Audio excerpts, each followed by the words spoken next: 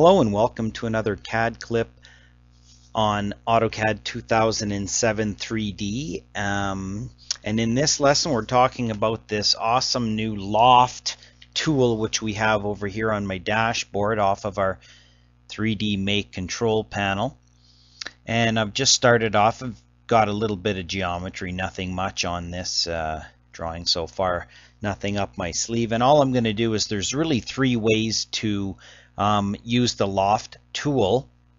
We can use the cross section only, we can use a path, or we can use guidelines. And what I'll actually do is skip back to my initial slide here and explain a little bit. So with the lofting with the cross section, all you have to do is provide lines that are closed, and in fact I don't even think they have to be closed, it'll close it for you, but you provide a series of lines that change elevation somehow and follow some sort of route. And this, you know, is very uniform because I've tried to keep it simple, but any sort of cross section, basically you provide the slices, and then it will loft the new solid over those objects. So I've kept it fairly straightforward. The second one is path, which we've seen before, but it's again new and improved. And in here we provide a path, and we provide again cross section. So I can put as many circles as I want along here, and I say loft these three objects, picking them in the correct order. Always pick them in the correct order, and then you say P for path, and it'll loft it over that. And the last one we have our guidelines, where we are lofting the cross section is this bottom octagon, and the top, so the two octagons here are the cross section. They all use cross section. This one uses cross section only. This uses cross section and a path. This uses cross section and guidelines. And I could have more cross sections in here, and I can have more ununiform guidelines. So we'll just kind of go through that. So to start off with, I'm just going to take this, and all I'm going to do, start from grassroots, is I'm going to say offset through, going to pick on here, and pick to get basically some points. Okay, then I'm going to go to my nice 3D view and use my new, because I'm not in wireframe, this next move won't move if I'm in wireframe. I have to go to a 3D view. I'm going to pick on this object, hover over here, drag up, and type in 5. Hit escape. I'm going to pick on this next object. I'm going to go over here, click, drag up, and type in 10. I'm going to click on this last object, hover over here, click, drag up, 15. So now I've got those objects basically raised up, and I can look at that from the front if I want, or I can look at it back from my 3D angle. Now I can go to my loft tool, and it's gonna say select cross section in lofting order. So 1, 2, 3, 4, enter, and I'm going to use cross sections only, hit an enter, and then it's going to bump me into my lofting option, surface control at the cross section. Do you want it to be ruled? Do you want it to be smooth fit, normal to? And then you can experiment with some of these. Okay, drafting angles, you can apply those in there as well. Start magnitude, etc. Be careful, because the busier it gets, the more horsepower it's going to take, and the more complicated the curve, the more horsepower you'll need in your computer. So preview changes is nice, because as you go through here and you click on here, you can see that, you know, what happens as you make your changes inside of here. The preview, very nice. Okay, magnitude, etc. Not sure what these are normal to. Okay, smooth, drafting angles, etc. And then hit OK, and there's your new lofted surface that you've created. Okay, so experiment with that. You can go back and shift middle mouse button, maybe click right on it, then shift middle mouse button, rotate that around. So just kind of lofting, and there's many different ways you can do that, but that's really, it's not a difficult command. Now I can go back to here. I'm going to do the second one. I'm going to start by drawing a line. Okay, first time I tried this experiment, I drew a polyline and then used the arc option of the polyline and then the line segment part of the polyline, but it didn't work. So I'm reverting back to just drawing lines and then filleting with a radius of 5. Okay, maybe even make that a bigger radius. Fillet radius 10. Okay. No. Radius of 7. Fillet radius 5.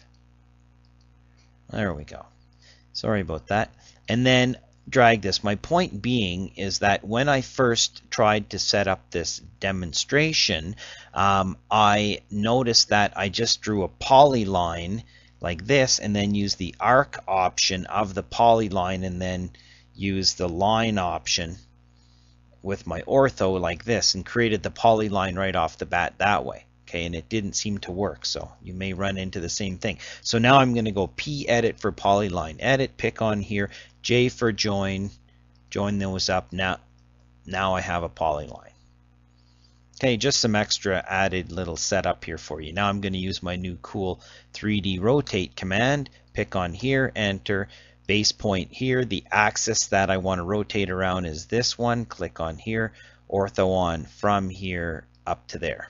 Okay. Now I have that. Now I can go look at the front view if I want, and I can stretch that, do what I want with it, use my grips, etc. Go back to my isometric view.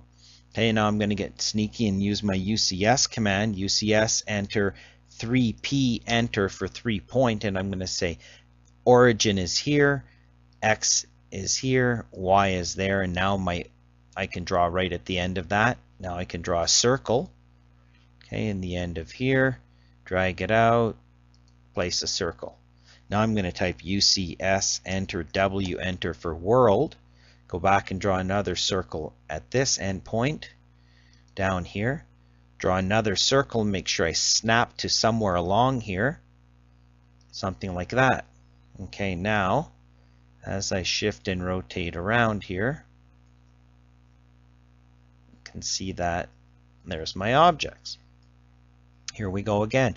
Loft, select the cross section first, no matter what, enter, and then I'm going to say P for path, pick my path, and there's my object. Ta-da! Okay, click on here, shift middle mouse button, move that around. Then you can use all our other great slice tools and whatever you want. Okay, so that's again just a sample, okay, of how you can do that. There's many other ways of doing it. Okay, let's take this guy, move him up, hover over here, pick there, move up by maybe 15 units, hit escape. Okay, now I'm going to go to the front view and I'm going to draw an arc from the endpoint of here out to here to the endpoint of there, and I'm going to go look at that in 3D and I can say okay, that looks good. Go back to here, zoom in over here, get ready to array these around.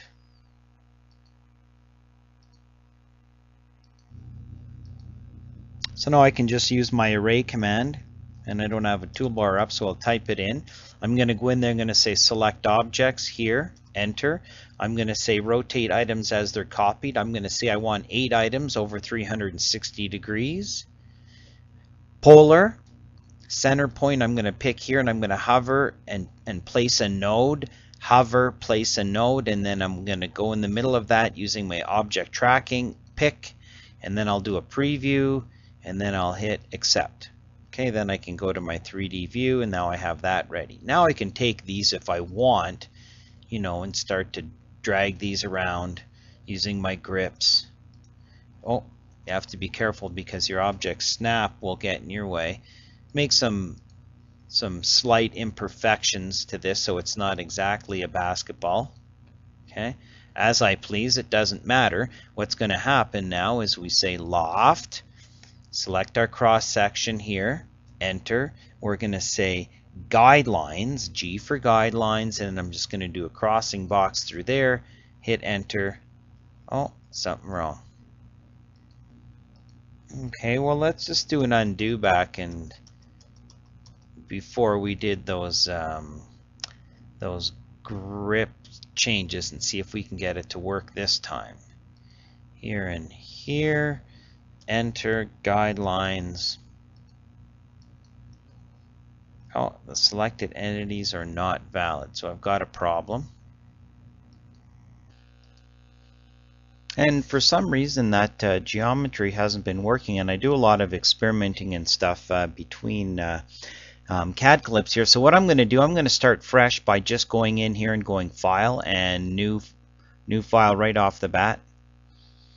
And I'm going to start right in here by doing creating my geometry again by creating a polygon by saying 8 sides, and center is here, and I will use my ortho and inscribe to place that. Okay, then I'm going to take that and I'm going to offset it through, say, here. Now I'm going to go to my front view. Oh, I need to move that up. 3D view, switch over to one of these, so then I can click on here, drag this up 20 units high. Okay, go back to my front view, draw an arc from, make sure I get the endpoint of there to somewhere over here, and I want the endpoint of there. Okay, back to my top view. And then I'm going to take this and I'm going to array it. I'm going to use 8 objects, select this, enter. Center point is going to be hovering here, here, there. Do a preview and accept it. Okay, back to here, cross my fingers, try this again. Loft, here's my objects, enter, guidelines, pick, enter, and there we have our shape that we tried so hard to get. Now I'm going to undo this back. Once you have that, you can start to do what I was going, taking my O-snap off, maybe grab some of these and make some imperfections in here, because it doesn't have to be exactly, you know, smooth all the way around. Okay, do another loft. Oh, pick these 2 objects as my section, G for guidelines.